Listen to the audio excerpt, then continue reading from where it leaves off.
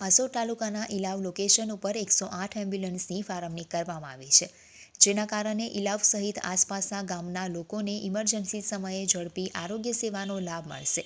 આ 108 એમ્બ્યુલન્સ ઇલાવ આરોગ્ય કેન્દ્ર ઉપર તૈનાત રહેશે, જેમાં 2 પાયલોટ અને 2 EMT ફરજ બજાવશે. અકસ્માત, પ્રસૂતિ તેમજ અન્ય તાત્કાલિક બનાવોમાં દર્દીઓને સ્થળ ઉપર જ પ્રાથમિક સારવાર આપી સમયસર નજીકની હોસ્પિટલમાં પહોંચાડવામાં આવશે. નજીકના ગામો અને વિસ્તારોમાં આરોગ્ય સેવાઓ વધુ સુદૃઢ બને તે હેતુથી આ પગલું લેવામાં આવ્યું છે.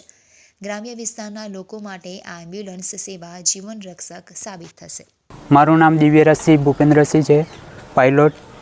108 એમ્બ્યુલન્સ ઇલાવ ગામમાં ફરજ બજાવીએ છીએ. આજુબાજુના ગામમાંથી કોઈ બી કોલ કરે તો અમે હોસ્પિટલ લઈ જવા માટે તૈયાર છીએ એની ટાઈમ.